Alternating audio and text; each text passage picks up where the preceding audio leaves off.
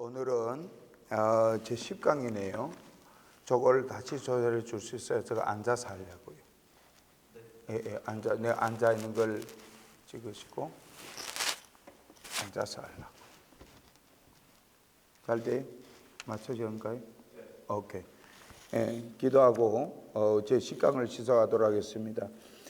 사랑하는 거룩하신 아버지 하나님, 오늘도 우리들에게 좋은 날을 주신 걸 감사를 드립니다. 오늘은 주님의 은혜 가운데서 우리 개혁주의 영성신학 제10강을 이제 공부하려고 합니다. 하나님께서 우리를 오늘의 때까지 인도해 주신 걸 감사하고, 주님께서 또 이 시간에도 함께하여 주시옵시며, 우리 강의를 듣는 우리 학생들에게 영역을 열어주시고 또 깨달을 수 있는 마음을 허락하여 주시옵시며, 온라인으로 듣는 우리 학생들에게도 하나님의 은혜가 충만하도록 하여 주시옵시며, 개혁주의 영성신학을 통하여서 정말 새로운 것을 발견하고 눈이 뜨고 귀가 열리는 은혜 역사가 일어나게 하여 주시옵소서. 시종일관 주님의 성령으로 인도하여 주시기를 바라옵고, 거룩하신 예수님의 이름으로 아버지 하나님 앞에 기도 올립나이다. 아멘. 감사합니다.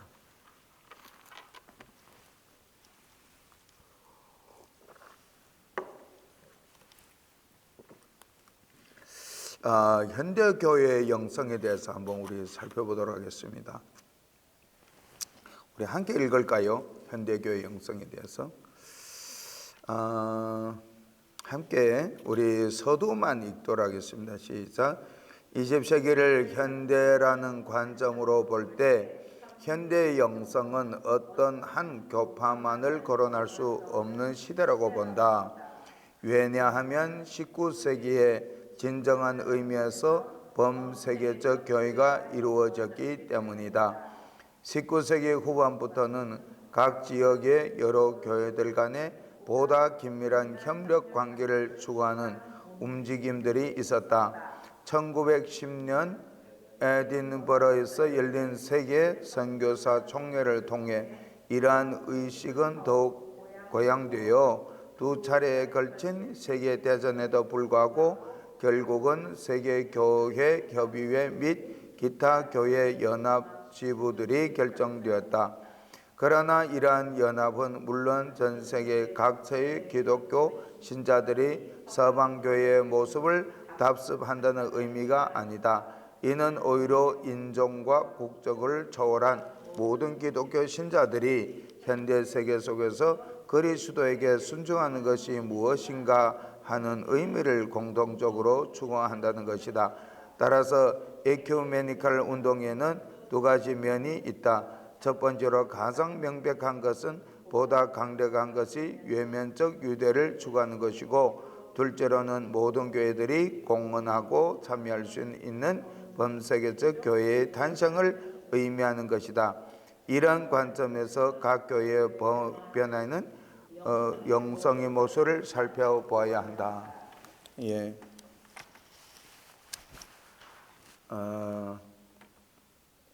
우리 이 기독교 역사가 2000년이 되었습니다. 2000년. 그러면 2000년 속에서 많은 변화가 일어나죠. 기독교 뿌리는 어디다 두고 있다 그랬어요? 유대인에게 두고 있습니다. 유대인. 그래서 유대인의 그 뿌리를 두고 있는데요. 기독교가 유대교에서 이제 제일 처음에 이제 발상이 됐죠. 예수님도 유대인으로 이 땅에 오셨잖아요. 그렇죠? 예수님도 유대인으로, 다윗의 후손 유대인으로 이 땅에 오셨습니다. 기독교가 제일 처음에 시작할 때는 유대교 안에서 한 분파라고 생각했어요. 네. 한 분파라고 생각을 했는데 시간이 흘러보니까 전혀 다른 모습과 양상이거든요. 그러니까 새술은 새 부대에다 넣는 것이지 낡은 부대에 넣는 거 아니에요. 낡은 부대는 이미 끝난 거예요. 유대교 시대는 사실은 거기서 초점은 끝났어요. 그러다 유대교가 없어지는 건 아니고 하나님께서 버린 것도 아니에요. 성경에 보면 로마서 보면 하나님께서 버리시지 않은 거예요. 다만 그들이 누구를 받아들이지 않았습니까? 예수 그리스도를 받아들이지 않은 거예요. 근데 사실은 예수님은 어디에서 불씨로 뭐 튀어나온 게 아니고 창세로부터 약속하셨던 그리스도가 이 땅에 오신 거예요. 근데 그분들은 아니다라고 이렇게 받아 못 들이는 거죠. 자기들의 신학적인 사상과 자기들의 관점으로 볼 때 받아 못 들이는 거예요. 그렇지만 기독교가 예수 그리스도의 땅에 오심으로 이제 탄생한 것은 사실이죠. 그리고 이제 기독교 유대교 안에서 서서히 새로운 양상을 두고 이 유대교 안에서 예수 믿는 사람들만을 뿐만 아니라 이 유대인들이 유대교 속에서 예수를 믿는 유대인들이 어디로 나가는가 하게 되면 세계로 나가는 거예요. 이방 세계로. 이제 아시아로, 그 다음에 저기 안디옥, 드로와 시돈 이런 짝으로 막 나가는 거죠. 그리고 이제 아시아로 나가고 이제 유럽으로 진출을 하는 거죠.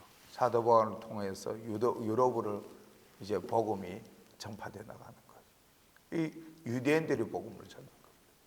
근데 외계에서 이제 볼 때, 밖에서 볼 때 또 유대교의 한 분파라고 생각했지만은 보니까 전혀 다른 그런 종교로 이제 북악에서 일어난 거죠. 그래서 로마 사람들도 제일 처음에 복음에 들어갔을 때도 혼돈이었죠. 유대교인가 아니면 뭐 새로운 건가 이런 혼돈이 오는데 보니까 새로운 종교거든요. 그래서 새로운 종교니까 사람들이 거기에 대한 불안함, 경계심, 그래서 기독교를 없애려고 그런 거예요. 새로운 종교의 기독교를 없애려고 그랬어요. 그러니까 생명력이 엄청 강하거든요. 이 가는 곳마다 어떤 민족이든지 다 예수를 받아들이거든요. 어른이고 아이고 상관없고 밀림 속에서 살든지 가난하든지 부하든지 심지어 복음을 왕궁에 갔다서는 왕들이 예수 믿는 거고, 그렇지 않아요? 왕궁에도 예수를 믿고 자관 이 복음을 접하는 사람은 예수 다 믿게 됐어요. 뭐 똑똑하든 좀 지레기 못하든 가난하든 부하든 여자든 남자든 어린이든 아이들이든 백인이든 흑이든 자관 어떤 종족도 막론하고 복음만 들어가면 다 믿는 거예요. 어떻게 보면 어느 동네에 복음을 전하러 가게 되면 그 동네 가성 말썽꾸러기들이 예수를 먼저 믿을 수가 있어요. 그렇잖아요. 술주정뱅이들은 먼저 예수를 믿을 수 있고 마약쟁이들은 먼저 예수 믿을 수가 있다. 그렇지 않아요? 예수는 당시에 보면 세리와 창기들이 먼저 예수를 믿는 거예요. 그렇죠? 가정사회 밑바닥에 있는 사람들도 복음을 받아들이는 거죠. 그래서 기독교가 제일 시작에는 이렇게 이런 양상을 띠면서 이제 교회가 서서히 규모를 갖추죠. 사람이 많이 모이면 제도가 생겨도 규모도 생기잖아요. 그래서 핍박 속에서 이제 예수를 믿던 사람들이 그 신앙은 굉장히 순수했다고 볼 수 있어요. 그렇죠? 예수 믿는다는 것은 내 생명을 내놓고 예수 믿는 거잖아요. 오늘날도 우리가 자유를 얻어서 그렇지만은 이 자유로운 세계에서 살아서 그렇지만 오늘날도 예수 믿는 것 때문에 감옥에 들어가는 일이 너무 많고 예수를 믿는 것 때문에 가정 집안에서 쫓겨나야 돼요. 부모와 상리배를 해야 됩니다. 예수 믿는 것 때문에. 예수 믿는 것 때문에 이혼을 해야 되고요. 예수 믿는 것 때문에 동네에서 쫓겨나요. 오늘날도 그래요. 예수 믿는다는 것 때문에 매 맞아 죽을 수도 있고요. 그렇죠. 뭐 북한 이외에도 인도도 똑같아요. 인도의 힌두교 아이들이요. 예수 믿는 사람들 그 동네 불 지르고 못 살겠고 그래서 그 동네를 떠나야 돼요. 예수 믿는다는 것 때문에 아랍 애들이 그 그거나 이슬람 애들이 예수 믿는 사람들을 박해한 거는 당연한 걸로 여겨. 불법다예요, 그거는. 지금도 파키스탄에 가서 예수 믿는 것 때문에 맞아 죽는 사람 한둘이 아니에요. 저기 그 북아프리카의 에티오피아 알죠? 에티오피아. 거기도 그렇고요. 탄자니아도 그렇고, 거기 믿는 아프리카 사람들 지금도 예수 믿는 것 때문에 지금 총을 갖고 있어요, 그 사람들. 총으로 쏴 죽인다는 거예요. 1년에도 예수 믿는 것 때문에 순교하는 사람들 수없이 많아요. 그런 걸 생각하면 오늘 이 자리에 앉아있는 게 다 기적이란데요. 그렇지 않아요? 그러니까 책을 읽고 나면 공부를 하다 나면 마음이 뜨거워져요. 공부를 해야 돼요. 그게 예수를 왜 그렇게 믿을까? 왜 저 사람이 예수를 위해서 저렇게 할까? 이 세상에 먹고 마시고 놀고 돈 벌고 잘 살고 막 이런 것도 가뜩한데 하물며 그걸 이거 먹지 않고 마시지 않고 놀지 않고 하물며 그걸 왜 추구할까? 생각하면 그 무엇인가 예수 믿는 거 안에는 세상이 깨달을 수 없는 누릴 수 없는 즐거움과 행복이 있어요. 엄청난 기쁨이 있다. 한량없은 그 축복과 영광이 있어요. 눈물이 나는 매일. 그렇지 않아요? 제가 30년 동안 26살 때 교회를 담임하면서 교회를 섬겼다 그러잖아요. 30년, 저 올해 50였어요. 그러니까 30년입니다.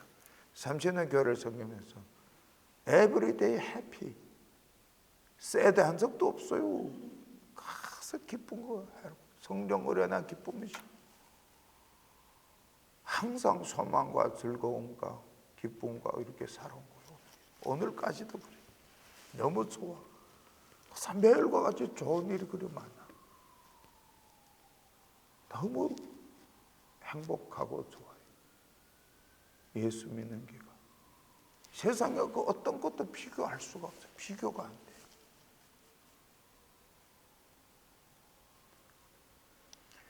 그러니까 핍박 가운데서도 이렇게 신앙을 이어왔잖아요.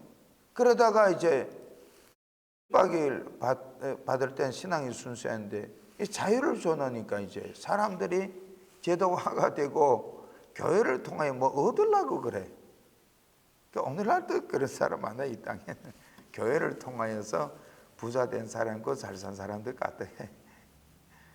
그렇지 않아요? 오늘도 여기 나옵니다만. 그렇지 않아요? 오늘 그 가르치는 내용 속에도 나와요. 그러니까 뭔가 교회를 통하여서 그런 걸 보니까 다들 또 그런 데 눈이 밝아져. 그러면 안 되고 교회를 통하여서 영적으로 복을 받아야 돼요. 제가 아는 어느 장로님이 교회에서 사찰로 30년 있었답니다. 한 교회인가 세계 교회를 사찰로 있었대요.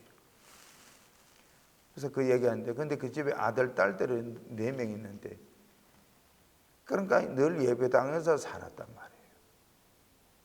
그러니까 이 아들 딸들이 그중에 목사도 나오고 전부 다 교회를 섬기는 사람들이에요. 아들 딸들 교회를 열심히 신앙생활하고 열심히 섬겨. 우리 장로님도 또 열심히. 교회에서 살다 나니까 이 좋은 걸 알거든요. 경험을 했단 말이에요. 어렸을 때부터. 이 교회가 너무너무 좋은 거예요.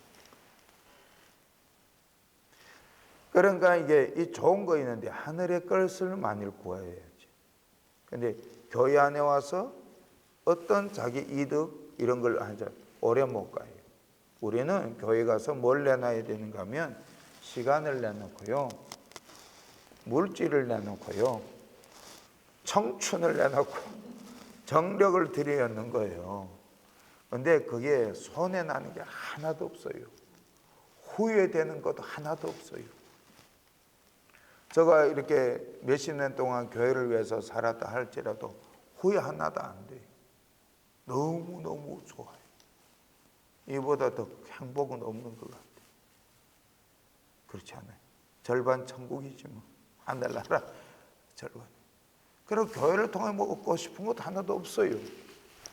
한 가지 바라는 건 있지만 하늘나라 걸 더 갖기를 원합니다.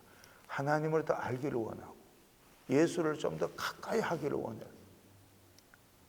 예수를 더 가까이 하기를 원하는 마음이, 하나님 좀 더 가까이 왔으면 좋겠고, 좀 더 교제를 깊이 나눴으면 좋겠고, 내 눈이 좀 더 열렸으면 좋겠고, 내 귀가 좀 더 열렸으면 좋겠고, 좀 더 뭔가 온전하게 분별을 하고 좀 더 뭔가 깨달았으면 좋겠다는 거예요. 여기에 초점을 놓고 있어요.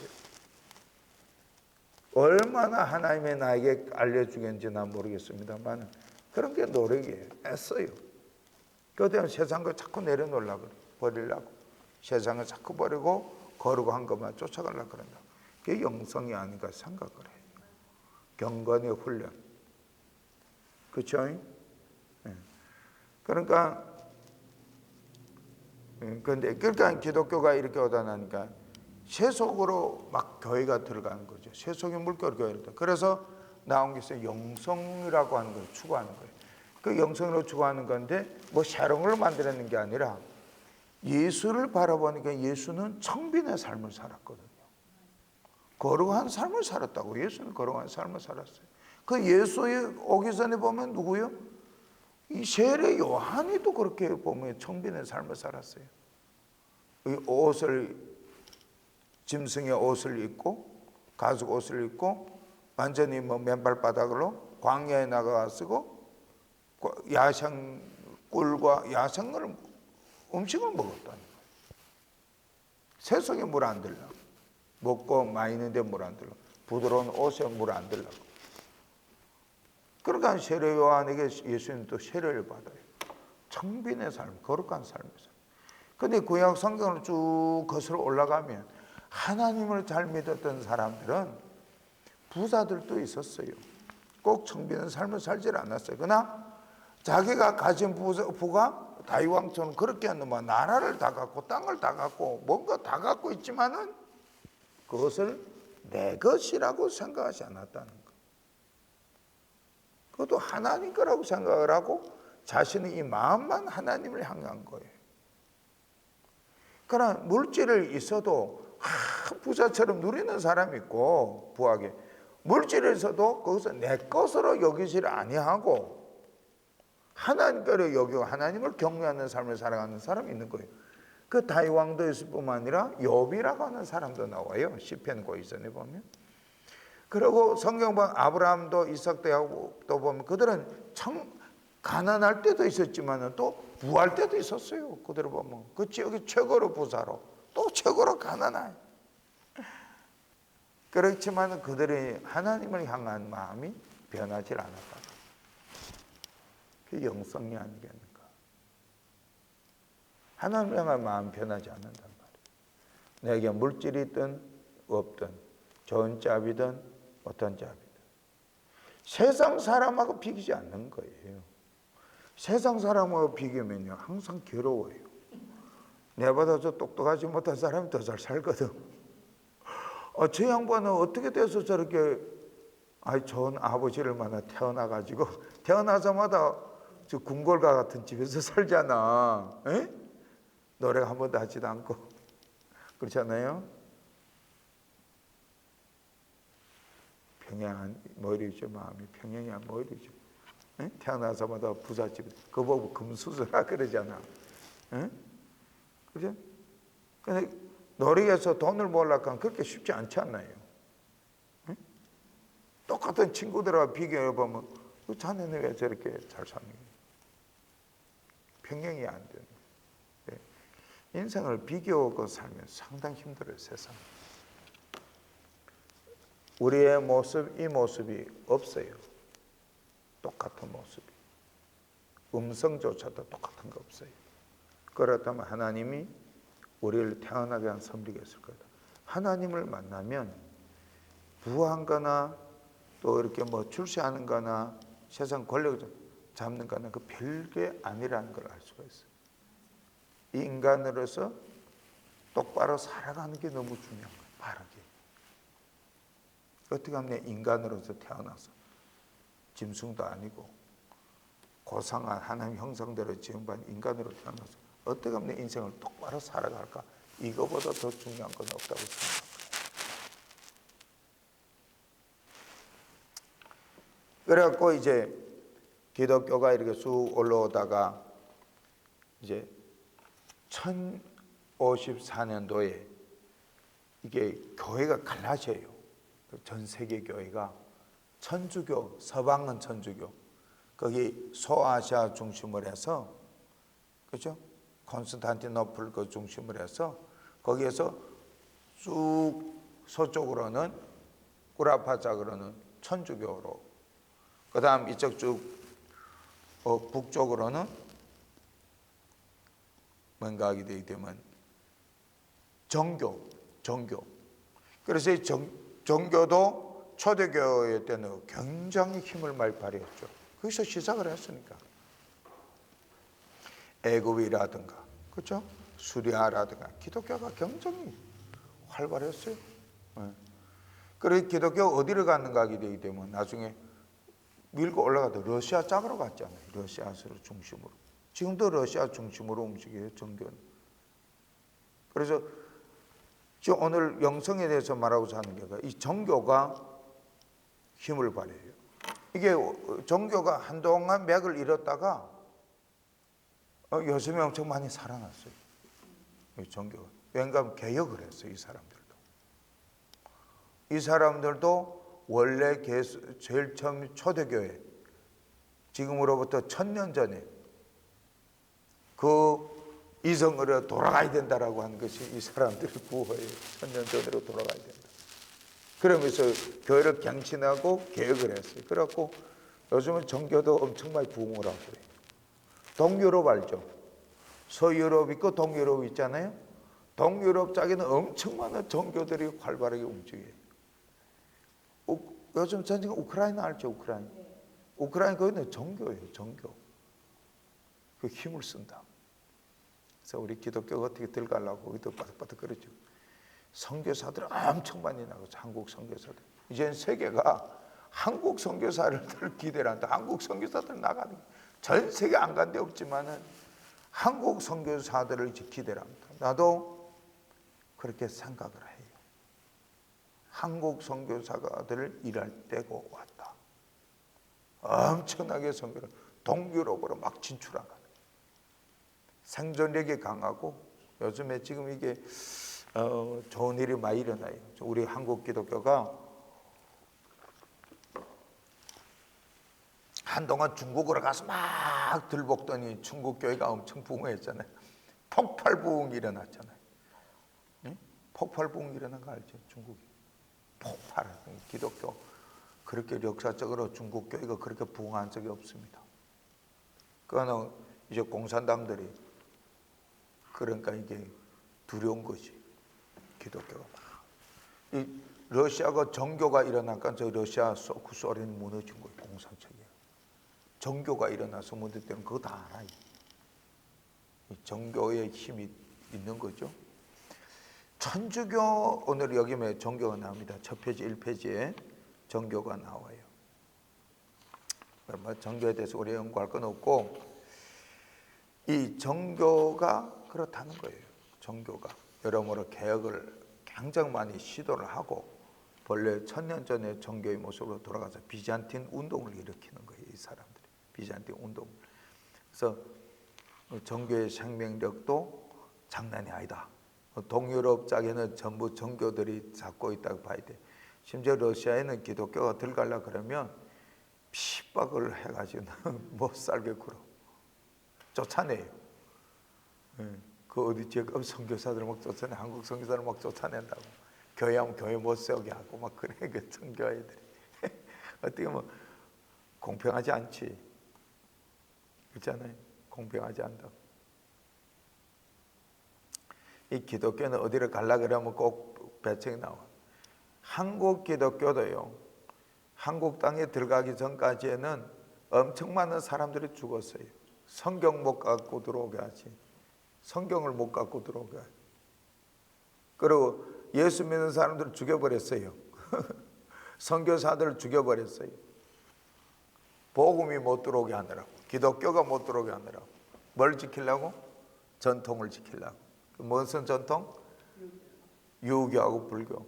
불교도 한국가 아니에요. 고려 시대부터 불교가 처음으로 받아들였어요. 고려 시대는 어디예요? 그 옛날에 만주 땅이 그 고려 땅이었죠. 옛날에 고려 시대. 그렇잖아.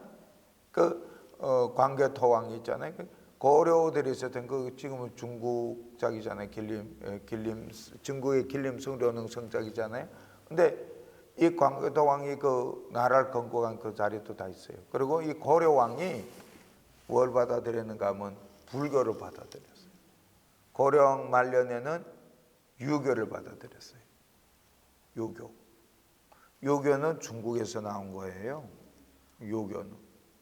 그리고 여기 뭔가 하게 되게 되면 신라 시대에 와서도 유교하고 불교는 계속 갖고 있었어요. 그 다음에 이 근대에 와서 신라 시대 지나고 지금 근대로 왔잖아요. 조선 땅에 들어오면서 흘러내려오면서 불교와 유교는 항상 갖고 있었지만 또 새로운 종교도 일어났어요. 여러 종교 종파가 있습니다. 천도교도 있어요. 천도교. 그 다음에 또 중국에서는 도교. 그것도 받아들였어요. 한국에는 도교, 천도교, 그 다음 유교, 불교, 조상 숭배 그것도 다 있어요. 조상 숭배하는 거. 그것도 다 받아들였어요. 조상 숭배. 그 옛날부터 있는 거예요. 토착 종교라고 봐야지.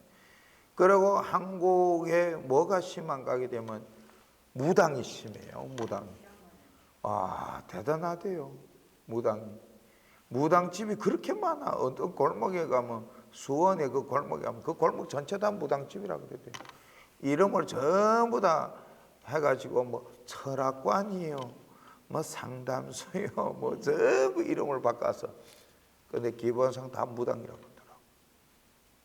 무당들이 엄청 많아요. 그 다음에 무당들이 뭐 점도 치고, 심지어 무당들이 어디까지 활동하는가 하면 그 공공방송에도 무당들이 엄청 활동 많이 해요. 무당이라서 꼭 춤추고 막 그런 공공방송에서 무당들이 와서 상담하잖아요. 방송을 한다고 이 사람.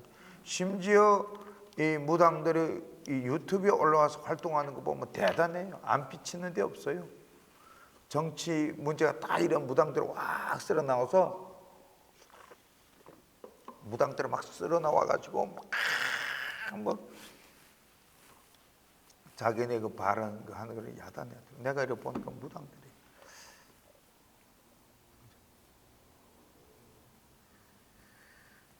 그래. 그러니까 이제 이 동종교가 이 러시아를 중심으로 해서 지금 굉장히 활발한 거예요. 그리고 이 뭔가 하게 되면 이제 동유럽에 활발히 일어나고 있다는 거예요. 여기도 보면 그 동종교가 있어요. 요 근처에 요 벌만으로 조금 올라가면 건물이 약간 아름다운 건물 있잖아요. 이렇게 유럽식 건물 있잖아요. 그게 동종교라 그러네. 동종교가 있어요. 그러니까 여기 몇만 있으니까 지금 미국 전체가 어디만에 그럴 수 있을 거 아니에요? 동종교가 있을 거예요. 그 다음에 이제 뭔가 동종교도 개혁을 많이 했고요. 천주교가 있어요. 천주교가 갈라져서 서방의 천주교인데 이 천주교도 보면 이제 여기 몇 페이지예요? 천주교 여기 몇 페이지 나와요? 천주교가 현대 정교회 있고 3페이지에 보면 현대 로마 가톨릭 교회의 영성이 있어요. 여러분 우리 내가 지난번에 얘기했지만 우리 요즘에 기독교에서 받아들인 거 있어요. 뭐 있어요? 기독교 받아들인 게 나는 다 참석해 봤어요. 첫 번째로 드레스디아스 천주교의 영성을 추구하는 그런 프로그램이에요. 지금 기독교 안에 들어왔잖아요. 두 번째로 들어온 게 있어요. 아버지 학교가 있어요. 요거도 들어왔어요. 그 천주교의 영성 훈련에 관한 그 프로그램이에요. 세 번째로 십자가 미는 게 있어요. 나도 한번 가봐라. 가서 해봤어요. 해보니까 좋지만 나쁜 건 하나도 없어요. 천주교회 꽤 많아요. 천주교회가 이렇게 이제 예를 들어서 기독교가 이렇게 1517년에 독일의 마틴 루터를 통해서 이제 시작하잖아요. 종교 개혁이. 근데 전체적인 구라파가 일어났어요. 종교를 개혁을 해야 된다. 이미 천주교는 타락할 대로 타락하, 썩을 대로 썩어. 중세계는 흑암의 세계다. 이러면서 종교를 개혁해야 되는데 계획이에요. 전혀 다른 종교 만든 게 아니에요. 그러니까 계획을 했는데 이제 천주교에도 보니까 많은 사람 다 기독교를 가거든요. 그러니까 천주교에서도 안 되겠으니까 그분들이 만들어낸 게가 예수회란 게 나와요. 예수회. 혹시 예수회에 대한 영화를 본 적 있어요? 예수회에서 선교를 엄청 많이 했어요. 예수회를 통해서 선교가 엄청 많이 이루어지고요. 그리고 수도원도 계속 있어요. 그 사람들은 수도원에 대한 영성 훈련. 기독교 공헌을 엄청 많이 했어요. 그분들이 신학이라든가 기독교 문화라든가 엄청나게 공헌을 많이 했어요. 그리고 이 천주교에서 이제 얘기를 했지만 과거에는 성경을 못 읽던 성경을 이제 성경을 읽게 하고요. 천주교에서도 신부들을 많이 파송을 해요. 선교사로.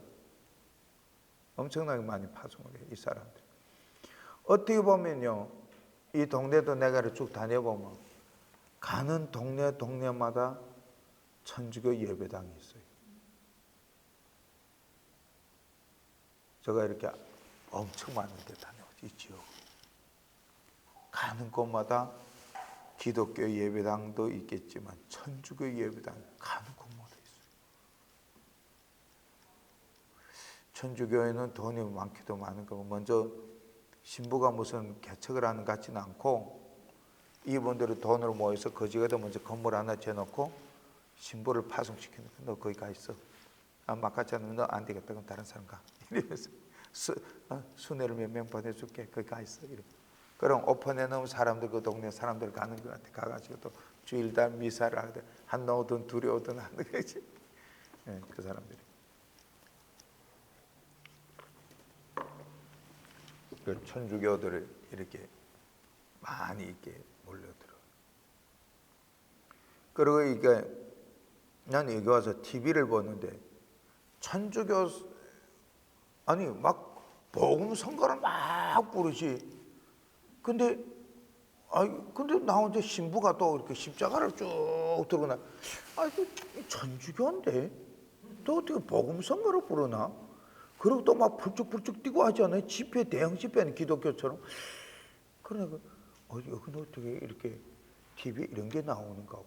나 그 노래를 들어보니까 복음성가 참 좋더라고요. 스페니쉬를 하는데 그 내용도 엄청 좋은 내용들이에요. 멜로디도 엄청. 그래서 스페니쉬 교회만 허락했는데 천주교를 복음성가 하도록. 그러니까 스페니쉬 사람들이 어떤 나라는 대부분 다 천주교예요. 여튼 필리핀도 90% 이상 다 천주교. 이야, 심지어 저기 뭔가 브라질 같은 데 가면 예수 이런 동상 있잖아요. 그것도 천주교 사람들이 하는 거라고. 그러니까 자관 리오에 있죠. 리오, 브라질 리오. 그리고 이번 뭐 천주교에서도 엄청난 계획 같다는 거 성경을 주고. 그리고 지난번에 한번 여름에 어느 교회에서 저 야외 간다고 제가 섬기는 교회 있었어요. 그러니까 가서 야외 갔는데 이 자리는 천주교에서 온 자리입니다. 이거. 우리는 숫자 얼마 되고 자기는 300명 모인대.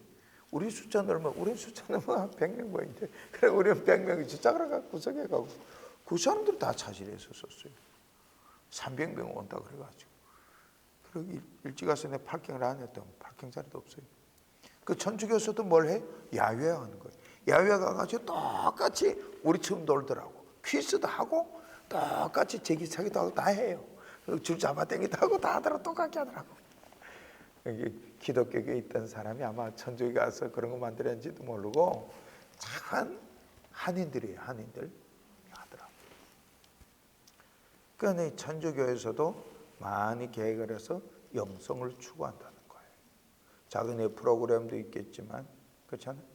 그러니까 오늘 근데 이 천주교 내가 몇 곳을 가봤더니, 야, 도무지 그 안에 가서 이 사람들이 와서 어떻게 예배드려야지 궁금해. 우상이 뭐 그렇게 많고 이상하게 또 어떻게 그 성자 이름으로 예배드리는 거예요. 거기서 무릎 꿇는 데도 있다고. 그래서 받아들이기 좀 힘들고,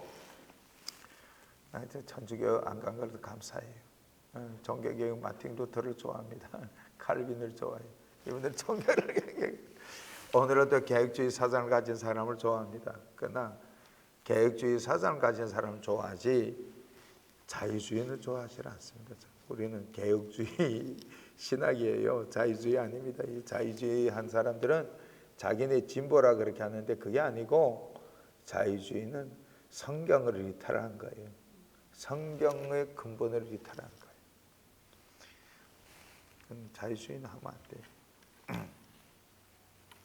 그러면 우리 개혁주의 신앙을 한다라고 하는 것이 너무나 이 중심을 잡고 가는 것이, 우리는요 개혁주의가 뭐 강조하냐, 우리 미국이 나라를 건국을 하기 전에 청교도 정신을 했다고 했잖아요. 청교도 사람들이, 학자들이 제일 처음에 일어난 사람들이 있습니다. 그 사람들이 신학 사상의 핵심이 오웬이나 이런 사람들 보면 이 성경이에요. 성경 중심이에요. 우리는 성경을 중심으로 하는 거예요. 칼빈도 똑같습니다. 성경을 우리는 오직 성경이에요. 이 성경이 모든 답안을 주는 거예요. 성경.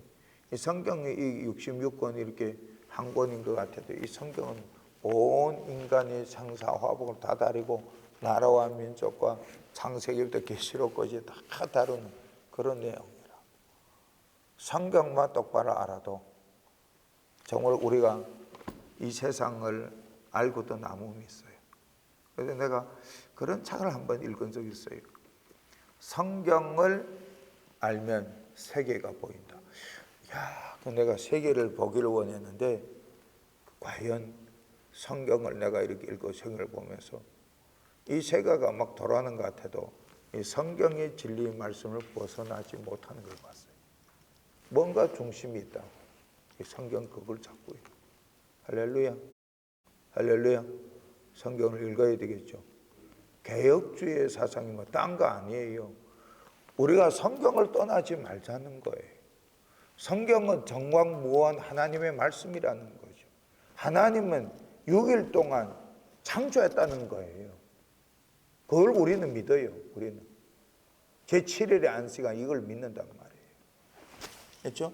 우리에게 가장 위대한 도덕법을 준 거 있다면 십계명이 있다는 거예요. 십계명 제일계명 무엇이에요? 나 외에는 다른 신을 섬기지 말라. 없는 거예요. 다른 신은. 창조자 하나님 야훼 엘로힘 외에는 다른 신이 없는 거예요. 우상을 섬기면 안 되는, 우리는 누구를 숭배보다 숭배도 안 해요. 우리는 사람을 그렇게 숭배를 안 해요. 우상을 섬기지 않는 거예요. 오직 뭐예요? 보이지 아니하는 하나님. 태초에 하나님이 천지를 창조하시느니라. 하나님의 신이 어디로 운행하세요? 수면에 운행하시는 거예요. 하나님의 신은 오늘날도 운행하시는 거예요. 할렐루야. 우리는 신을 믿는 거예요. 신을. 보이지 않는 하나님을 믿는 거예요. 이 신이 우리를 만드신 아버지라는 거예요. 그분과 우리는 대화를 할 수 있는 거예요. 우리가 말하면 아버지가 듣고 아버지가 또 우리가 또 말을 해주는 거예요. 할렐루야. 그걸 우리가 갖고 있는 것이 얼마나 대단한 파워고 은총이에요. 성경을 읽어야 돼요. 성경 읽어야 되겠죠. 답안을 찾으려고 그러면 그럼 자기 절로 성경을 잘 모르면 어디로 와야 돼요? 교회로 나가서 예배를 드리면서 목사님 설교를 들어봐야 되는 거죠. 그러면 어떻게 하면 참 하나님은 또 우리의 목자고 선한 목자라 가지고 딱 우리에게 필요한 말씀을 주는 거예요. 답답한데 이모지 어떻게 할까? 이런 갈등이 생길 때 정확한 말씀을 들려주는 거죠. 마치 하나님이 들려주는 것처럼 목사를 통하여 말씀을 준다는 거예요. 또 성도들을 교제하는 가운데서 말씀이 뜨고 그 뭐 어디 가서 글 읽는데 이 말씀이 이렇게 다가오고 글 읽다가 다가오고 요즘에는 유튜브도 보잖아요. 유튜브 보는데 뭐 노래하다가 찬송 부르다가 말씀이 다가오고 기도하다가 다가오고 그렇지 않아요? 걸어가다가도 하나님의 음성을 들리기도 하고 그렇잖아요. 이 신학 이 자리에 와서 이렇게 거기서 듣는 것 같아도 하나님만 들어놓으면 인생이 뒤집어지는 거예요. 할렐루야. 하나님만의 강의를 똑바로 한번 짜들어도 자기가 변해버려요. 근데 지금은 잘 몰라요. 여러 해 지난 다음에 수년 지난 다음에 내가 변했네 이런 거 알 수 있어요. 우리가 교회 가서 예배를 주일마다 똑같이 반복해서 또 주일날 또 주일날 가고 거기서 앉아가서 그리고 뭐라 그런가 절더라도 교회 가서 졸아라 그러잖아요. 그건 언젠가 화닥딱 놀라가지고 하나님의 말씀을 들을 수 있는 거죠. 밖에 가서 술집에 가가지고 세상 가서 하나님의 말씀 들을 수 있어요? 아니잖아요. 교회로 오면 하나님의 말씀 들을 수 있는 기회가 있다고. 졸면 안 되겠지만. 그래서 천주교에서 이렇게 계획을 시도를 많이 하고 있다는 거예요. 그러니까 천주교에 그래서 사람들이 많이 또 가고 그래요. 나 개인적으로는 천주교를 별로 좋아하지 않고 그러니까 그분들의 교리를 보면 답답하고 성경적이 아니라고 생각하고 우리는 성경이 최고의 권위예요. 할렐루야. 개혁주의는 성경이 최고의 권리예요. 하나님의 주권이 하나님의 최고의 주권자이고 모든 성경은 하나님의 감동으로 기록된 거예요. 하나님의 말씀은 살아서 운동력이 있고 그렇죠? 말씀, 성경이 성경.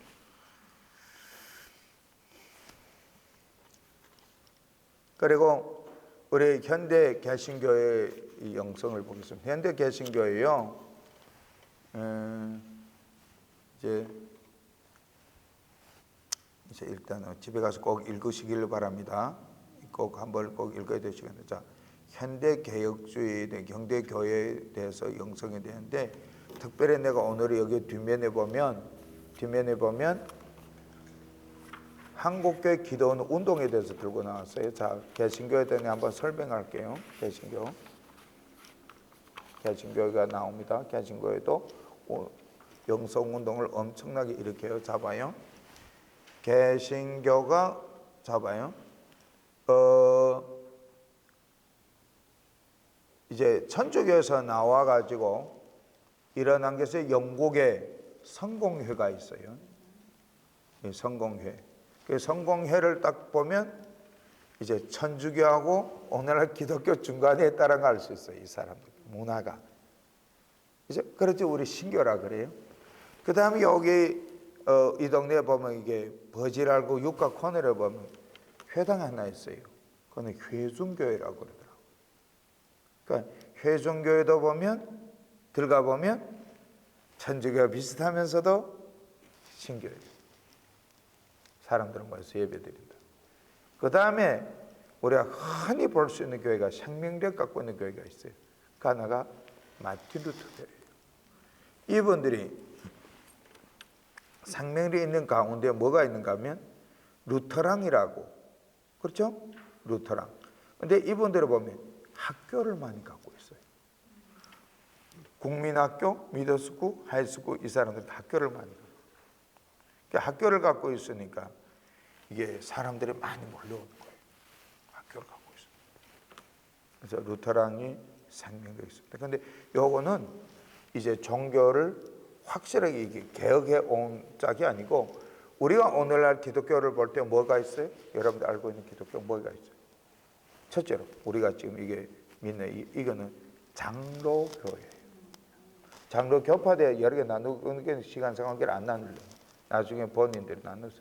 장로교도 네 가지를 크게 나눠요. 그다음 두 번째 뭐가 있어요? 우리가 여기 성결교 알죠? 이 동네에 성결교가 있어요. 성결교 있고 신학교도 있어요. 그 다음 또 뭐 있어요?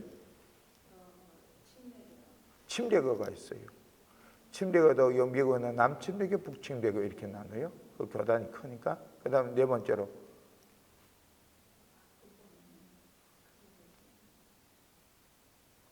감리교가 있어요.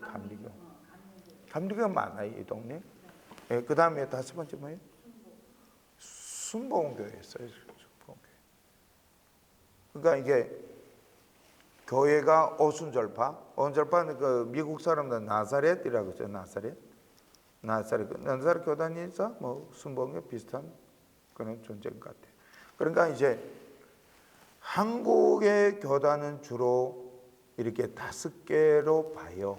물론 많은 교단이 있습니다만 5개: 장로교, 감리교, 침례교, 성결교, 순복음교.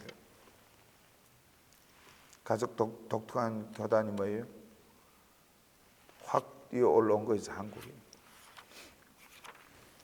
그 영향력을 많이 기른 교회가 있습니다. 그게 오순절파교예요. 그 오순절파교회는 한국에서 영향력을 많이 일으켰어요. 그래서 대표적인 인물이 있어요. 조영기 목사님입니다. 그 오순절 운동을 일으켰어요. 근데 미국에는 이 오순절 운동이 어디서 하는가? 미국에 일어났는데 1906년에 이 아수사 거리에서 일어난 거죠. 예. 뭐 다운타운이 뒤에서부터 시작을 해서 아수사 거리가 퍼져갔다 그러는데 엄청나게 부흥 열기가 일어난 적이 있고요. 1907년도에는 한국에 저기 그 평양에 이제 그 장대인 교회에서 이제 성령의 임재가 일어나면서 엄청나게 오순절 부흥 운동이 일어난 거죠. 성령의 역사가 일어나. 그러니까 한국의 오순절파가 이렇게 일어났죠. 영향력을 많이 일으켰죠. 근데 여기 이러면서 역사적으로 우리 영성 훈련을 많이 했는데 우리 여기 한번 7페이지를 볼까요? 7페이지 한번 사람 나와요. 7페이지에 누가 나오는가 하면 데르야르 드 샤르댕이라는 사람이 있어요.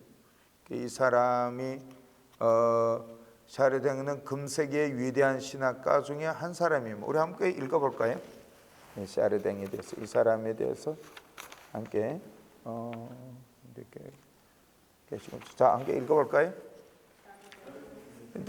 샤르댕은 금세기의 위대한 신학가 중에 한 사람이며 탁월한 신비 사상가요 영상가이다. 그는 가톨릭의 예수의 신부인 동시에 과학자로서 1881년 5월 1일에 프랑스 오베르뉴에서 평범한 가정의 11자녀 중 넷째 아들로 태어났다. 그의 아버지는 조그마한 농장을 운영하였고 자연의 역사에 흥미를 가진 고고학도였다. 샤르댕은 아버지의 영향을 받아 고고학에 흥미를 갖게 되었고 예수의 신부가 된 후에도 고고학에 대한 열정으로 전 생애를 바쳤다. 그는 중국과 동남아시아와 및 이집트, 중동의 여러 나라의 아프리카를 여행하면서 고고학에 대한 연구와 함께 기독교의 창조신학과 우주의 진화 형상의 관계 그리고 물질과 정신의 일원성에 대한 그의 신념을 발전시켰다.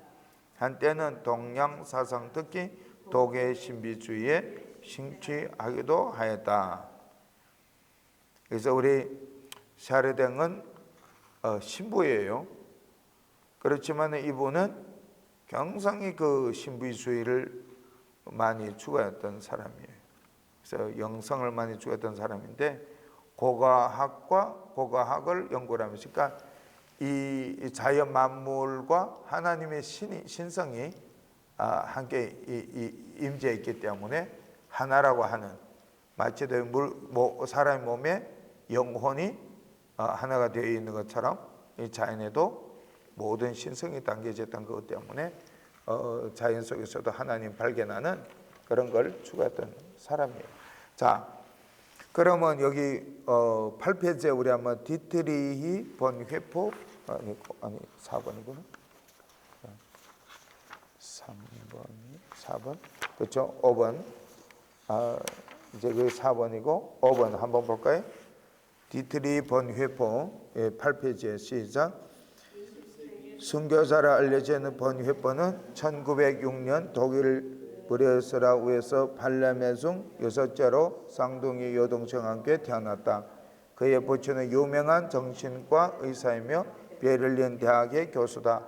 그의 가문은 16세기에 네덜란드에서 이주해온 중산층으로 루터교 전통을 가지고 있었다. 그는 소년 시기부터 목회자가 되어 하나님 나라를 위해 일생을 바치기로 결심하고 대학교 베를린 대학에서 수학한 후에 뛰어난 재능과 독창성을 1927년에 박사학위 논문 성도의 교재를 썼다. 여기서 봐요. 본회퍼는 벌써 이 사람은 21살에 벌써 박사학위를 받았어요. 이게 칼빈도 엄청 유명하잖아요. 근데 그분은 26살에 이미 세계적인 저작을 썼어요. 그게 뭔가 하면 기독교 강요예요. 몇 살이라고요? 26살. 그래서 우리는, 나 이걸 보면서 우리는 어렸을 때부터 보면 너무 노는 것 같아. 이분들이 26살 박사학위 되려고 그러면 이 공부를 얼마나 많이 했을까? 뭐 태어나서부터 말하기 시작부터 공부를 시작한 것 같아. 그렇죠? 그러니까 이 유명한 사람들, 이 베를린 가나 이 번헤퍼의 아버지도 자식들을 뭐 엄청 많이 낳고 그랬지만 베를린 대학교 교수예요. 교수의 아들인 거예요, 이 사람. 예. 그러니까 이게 엄청난 사람이지, 이 사람. 어렸을 때부터 박사학위 받고. 이분을 보면 이 디트리 번헤퍼 탁월한 사람이에요. 미국에 와가지고 유학을 하는데 유니온에 와서 신학교에서 공부를 했고요. 영국에 가서 목회 사역을 감당했고요. 그러니까 이제 참 아쉽게도 이분이 이제 히틀러를 뭐 암살하는 뭐 조직에 가담했다. 근데 그런지 그런지는 모르고 그렇게 했다라고 하면 그런가 보다 하고. 근데 목사가 뭐 그걸 뭐 암살한 조직 가담했겠지, 기도하고 도와줬겠지. 좀 뭐 가까운 지인들이 있으면 기도하고 돕고 이랬겠죠. 하도 히틀러가 너무 살벌하니까 사람 많이 죽이고 하니까 전쟁 끝냈으면은 그런 마음이 그랬겠죠. 근데 이분은 조금 행동주의야. 그래서 이분이 이제 감옥에 잡혔어요. 잡혀가지고 인했는데 해방되기 그 전에 죽여버렸어요. 히틀러의 그 부하들이. 그래서 순교해버렸습니다. 교수형 당했어요. 번헤퍼의 노래를 요즘에 유명하게 돌아가죠. 선한 목자라고 하는. 들어보셨어요? 번헤퍼의 노래 선한 목자. 아니, 한번 끝난 다음에 조금 쉴까요? 한 5분 정도? 예, 잠깐 조금 멈추면 되는 거예요. 멈출 수 있어요? 멈출 줄 알아요? 예, 잠깐 멈추고 쉬죠. 예, 한 5분 정도 쉬었다가 와서 또 끝내요.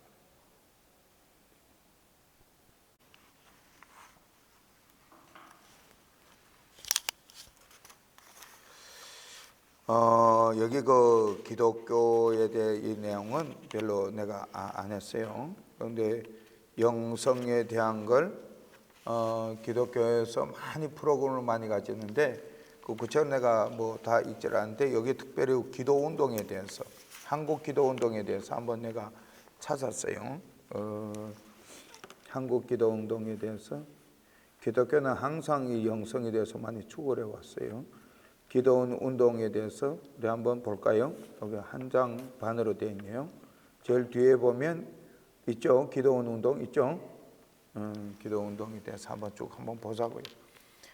자, 기도원 운동은 영성 운동입니다. 기도 운동이. 자, 펼쳤어요? 우리 함께 읽겠습니다. 기도 운동. 기도원 운동은 복잡한 일상생활에서 벗어나 조용한 장소에서 하나님을 만나는 영적 체험을 통해 자신의 사명을 재확인하고 하나님의 능력을 받아서 하나님 나라의 사역에 헌신하게 할 뿐만 아니라 정신적, 육체적 질병을 치유받고 절망과 자살에서 희망을 얻어 새로운 인생을 살도록 하였다. 혹시 내가 물어보고 싶은 거 기도원 가보신 적 있습니까? 어느 기도원 가보셨어요? 미국에서? 어느 교회? 저기 어디 교회였다? 5번 교회 하고 지금도 있는지 모르겠는데 92년도, 95년도까지 가고 안 가봤어요. 여기 은혜 한인교회 기도원인가? 아니면? 그 교회가 김요한 목사님이 하는 교회인데 그 기도원. 거기는 이게 뭐 자체적으로 기도원인 거였어요. 제가 92년도 LA 와서 그때 기도 많이 할 때 거기 갔어요. 그렇구나. 5번 프로젝트로. 나는 그 은혜 한인교회 사는 기도원이 몇 번 가봤어요.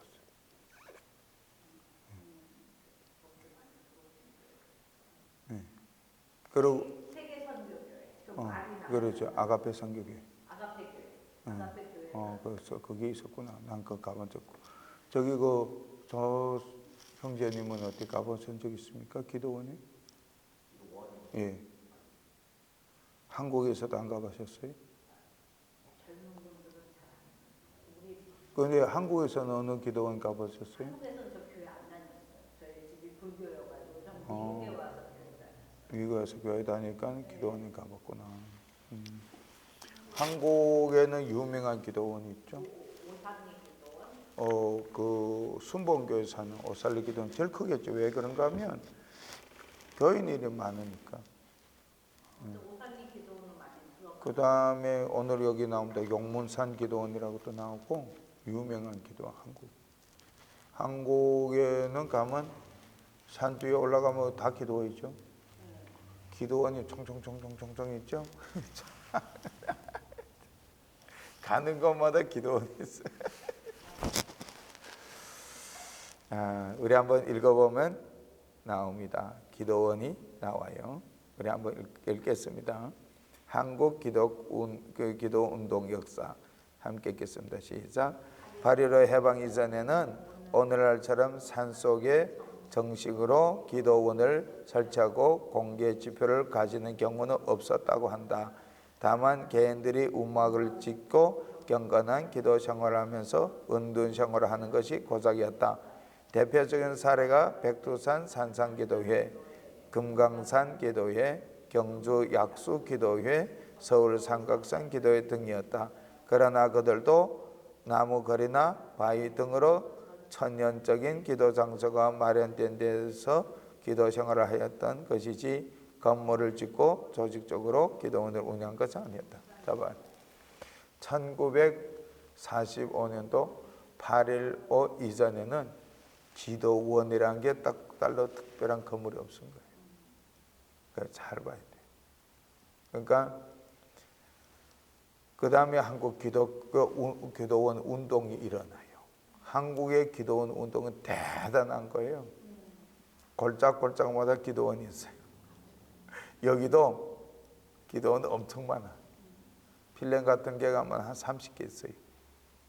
그리고 많아요. 교회마다 어지간한 큰 교회는 자기 기도원을 다 갖고 있습니다. 네, 운영을 하고 있죠. 이 기도원 일어나게 된 걸 보면 이것도 영성 운동이에요. 근데 내 기도원에 대해서 특별히 안 썼습니다만 기도원의 특징이 있어요. 기도원에 가면 특별히 나오는 사람이 있어요. 그게 누군가 하면 기도원 원장이에요. 이 기도원 원장은 한국의 기도원은 모든 교파를 기본상 다 초월했어요. 뭐 장로교다, 감리교다 그래 있는 게 아니에요. 교파를 초월했어요. 그러니까 순복음교가도 받아주고 누가도 받아주고요. 한 사람씩 와도 받아주고 10사람씩 와도 받아주고 100사람 와도 받아주는 거예요. 근데 일반적으로 그렇게 큰 규모의 기도원이 많지는 않죠. 크다 그러면 그거는 교회가 갖고 있는 기도원인데요. 그거는 기도원이면서도 수양관이라고 그래요. 수양관. 영성수련회를 교회에서 1년에 몇 차례 가는 거예요. 이 교회 가면 뭐가 있어요? 저 보세요. 이 큰 교회 가게 되면 남성 선교회가 있어요. 여성 선교회가 있어요. 그리고 무슨 선교부가 많아요. 그 다음에 그 뭐 봉사부가 있고 뭐 예배 안내부가 뭐 부서가 많아요. 제가 지금 열린문 교회 가서 부교육자로 있습니다만 거기에도 보면 전부 부서가 대단히 많아요. 안내부도 그 주차장 안내부도 있고요. 방송실 위원회도 많아요. 이 방송실에도 관련 사람 많고 새신자를 관리하는 사람도 있어요. 예. 주차장 관리위원회가 있어요. 주차장 관리위원회. 식당 관리위원회가 있어요. 예. 어린이 돌보는 선생들이 있어요. 많아요. 부서가. 그는 이 부서들이요. 여러분 생각해요. 이 교회도 큰 교회인데 한 10,000명 되는 교회는 얼마나 많을까요? 10,000명 되면 부교육자들만 해도 100명이 넘을 거예요. 그러면 그 사람들을 영성수련회에 가서 훈련시키는 거예요. 1년에 한 번씩도 영성수련회 가서. 그 가서 기도하고 함께 밥 먹고 교제하고 막 이러면서 훈련한다. 한국교회를 성도님들은 당신은 어떻게 돼서 예수를 만나는가를 통계를 했거든요. 그래 통계는 통계 자료가 제가 막 갖고 있지 않습니다만은 저는 그 통계 자료를 뭐 한 번인가 두 번인가 본 적이 있어요. 근데 그 통계 자료를 보면 어떻게 돼서 예수를 만났어요? 라고 한다 그러면 교회를 간 거 말고 교회는 이렇게 저렇게 교회를 갔는데 가장 많이 이끌어준 교회를 간 게가 친구예요. 친구. 나 친구를 통해서 교회 갔습니다. 최고로 많아요. 친구 전도가 잘 된다는 거죠. 그리고 가정에 부모나 부부간이나 자식을 통해서 교회 간 거 두 번째로 많아요. 친구로 그 다음에 가족으로 통해서. 자기 절로 걸어간 사람이 적죠. 자관 교회로 그렇게 나온 사람들이 그래서 그 전도를 어떻게 하면 되나 이게 다 통계가 자리고 있어요. 가족 전도가 잘 된다는 것은 사실이죠. 가족이 남편 믿으면 아내가 가고 이러니 좀 부수래요. 그런데 그렇게 돼서 이제 교회를 갔습니다만 주님을 만나야 되잖아요. 자 보세요. 교회를 간다고 해서 다 된 게 아니에요. 나하고 1대1로 누구를 만나라 그랬어요? 예수님을 만나는 거예요. 영적으로 만나는 거예요. 하나님을 만나는 거라고. 그래 하나님을 영적으로 만나면 만나는 것이 대부분 어디서 만난다라고 말한가 하면 교회 안이 아니에요. 교회 아니에요. 교회 와서 예배를 들어 은혜를 받았다는 사람 많아요. 근데 교회에서 주님을 만난 사람도 많아요. 설교를 듣다가 만난다거나 예배 드릴 때 찬송을 통해 만났다거나 이런 게 많아요. 통성기도 속에 주를 만났다는 사람도 많아요. 근데 대부분들을 보면 어디가 만난다면 수양관, 기도원, 엄청 많은 목회자들도 기도원에 가서 만났다 이런 거예요. 기도원에 가서 기도를 하다가 주를 만나요. 그래가지고 그 교회 가서 간 게 교회가 부흥됐다 이렇게. 이런 간증이 수없이 많아요.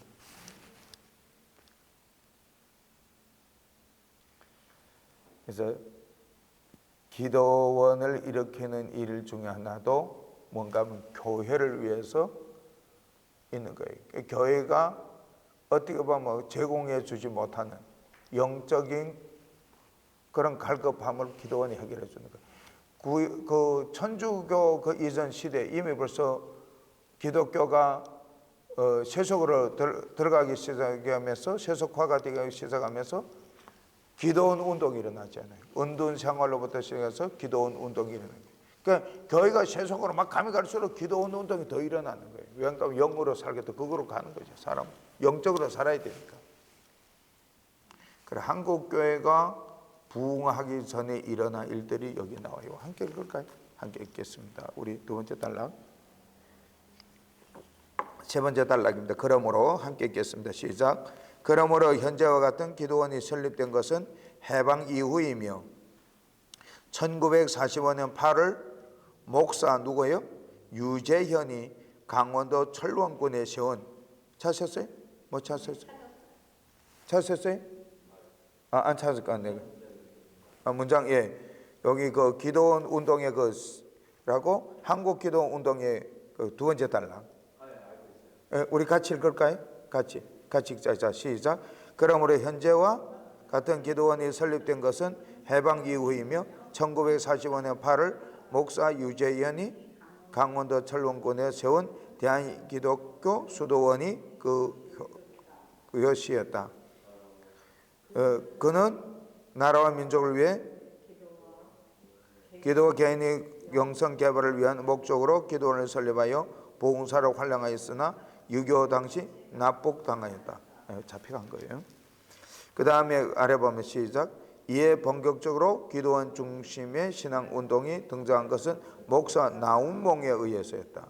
그는 1945년 10월에 경북 금룡군의 영문산 기도원을 세웠다. 영문산 기도원 들어본 적 있어요? 나중에 아마 물어보시면 할 거예요. 한국의 영문산 기도원 유명해요. 이 영문산 기도원은 한국 개신교 오순절 운동의 일환으로 현재 활동 중인 전국의 개신교 기독원들 중에서 중요한 일맥을 이루고 있다. 더구나 오늘날에 와서 이 영문산 기도원은 대한예수교 선결회라는 독립적인 교단을 구성하였다. 이 기도원 운동에서 출발하여 체계적인 교단을 설립시킨 대표적인 경우라고 할 수 있다. 그다음 계속해서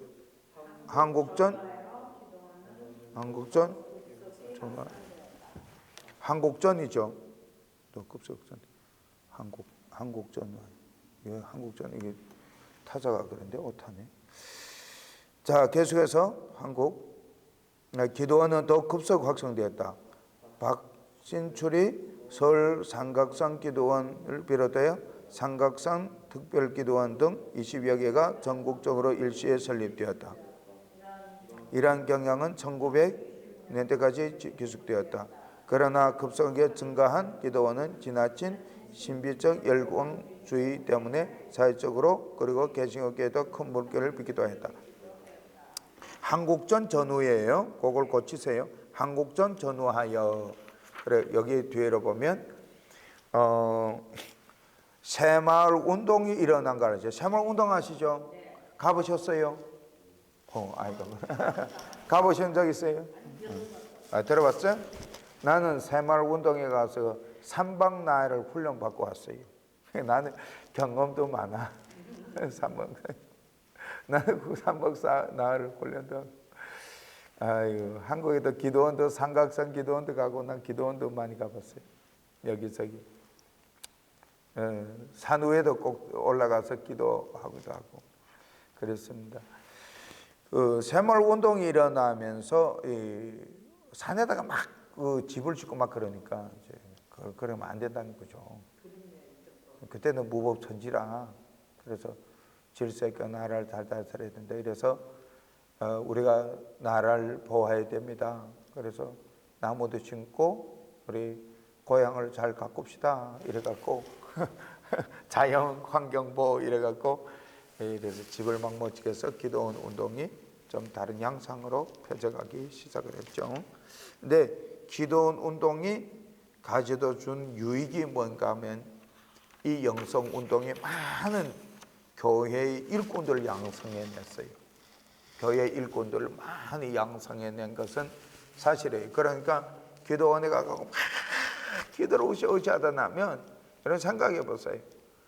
교회에서 하지 못하던 것을 기도원에 할 수가 있어요. 소리도 막 지르기도 하고 뭐 교회에서는 뭐 조금 기도하던 20분 30분 기도하는 걸 거기 가서 막 온밤도 기도하고 말해요. 막 그러잖아요. 부르짖기도 하고 막 온밤 같이 기도하기도 하고 막 찬송도 막 부르고 싶은데 부르고 막 가서 막 소리 지르고 싶은 데는 그래 하고 싶은 마음이 없어요. 있으면 나와 같이 가요. 그러니까 기도원에 가면 그런 게 막 자유로워요. 그 다음 기도원 가끔 또 뭘 시키는 것도 있어요. 금식도 시켜요. 금식하고 싶은데 하루 하겠으면 하루 하고 이틀 하면 이틀 하고 그렇게 금식도 시킵니다. 젊은 사람들에게. 그래 금식도 해보고 음식도 조금 주기도 하고 그래. 그렇죠. 배부르면 기도 안 된다고 하지. 먹자마자 또 운동해야 돼. 와, 우시가 찬송을 하고. 저 아침에 또 훈련하고 일어나서 아이고 제가 다 훈련했어요. 근데 영성 훈련이에요. 그래서 기도원이 근데 요즘에는 근데 그 기도원이 장점이 이렇게 일꾼을 막내 양성해내고요, 영성을 많이 일으켰고요. 그러니까 교회 부흥에 상당히 기여하였어요. 1945년도부터 시작해서 이 기도원 운동이 일어나니까 얼마예요?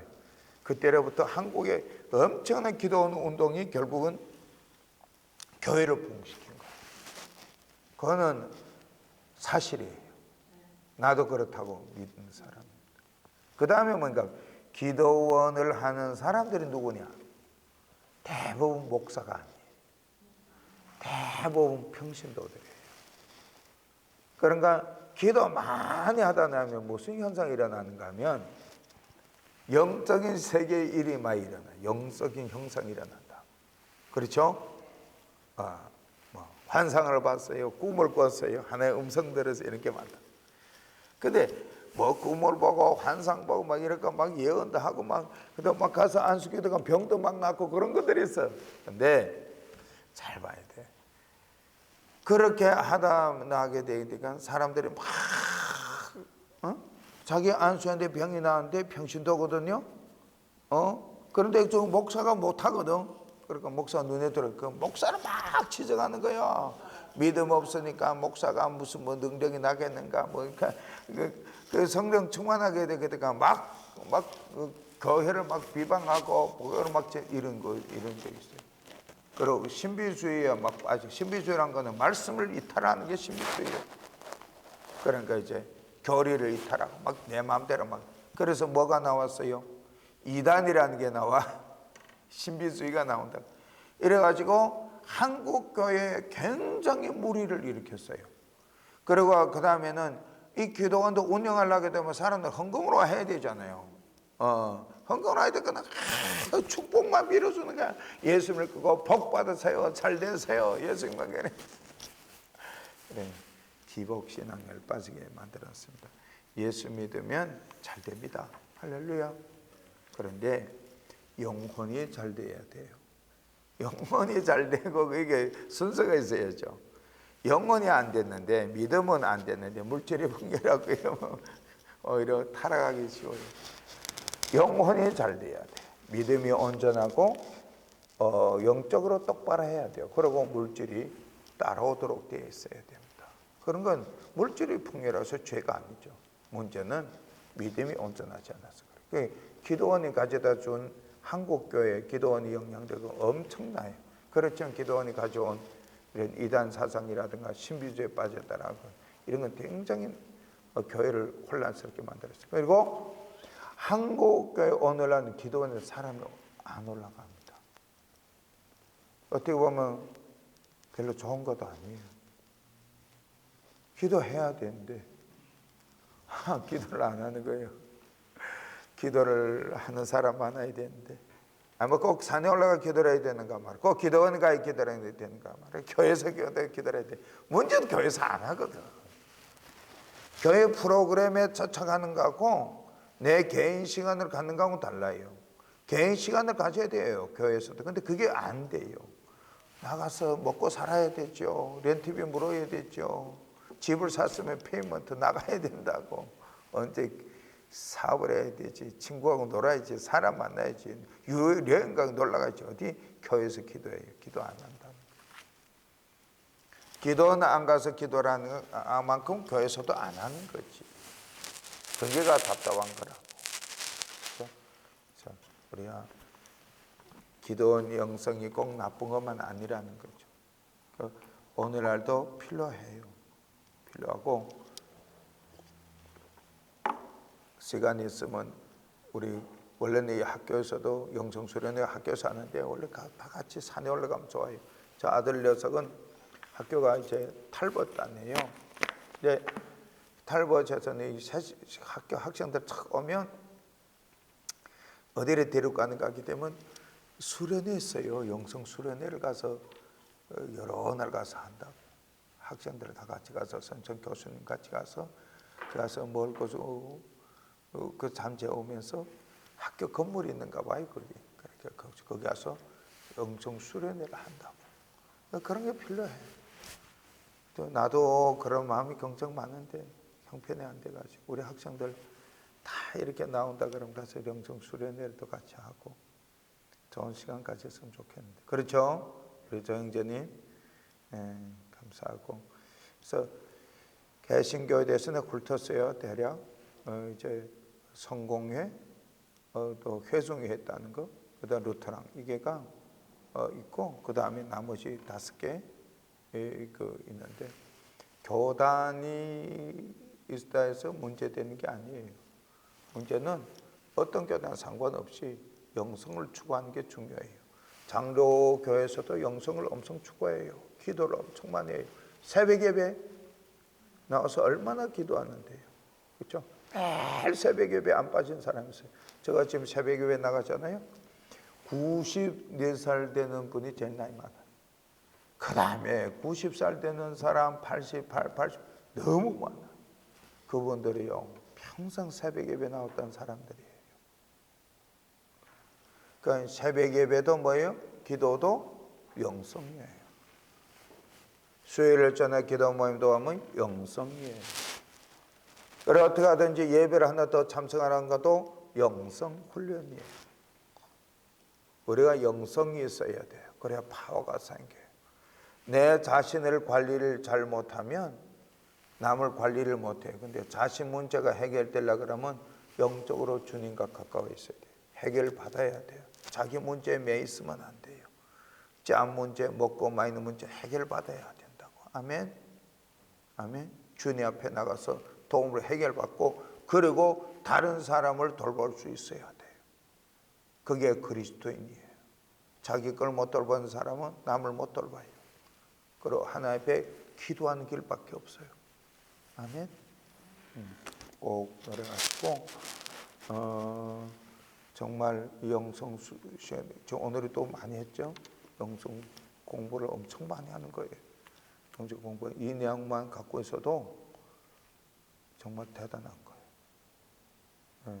다음 시간에는 이제 훈련을 어떻게 할 것인가 실제적으로 훈련의 방법을 알고 그 다음에 훈련의 실제를 하게 하고 원래는 산에 한번 올라갔다 와야 되는데 한번 올라갔다 올까? 세 분이 마음 같이 가려고 그러면 우리 와이프하고 같이 올라가서 형제분 있고 자매분들이 있으니까 좋은 시간을 가졌으면 좋겠다는 생각도 있어요. 영성을 가서 한번 실제적으로 기도하겠습니다. 사랑하는 거룩하신 아버지 하나님, 오늘도 주님의 은혜 가운데 영성에 대해서 공부를 했습니다.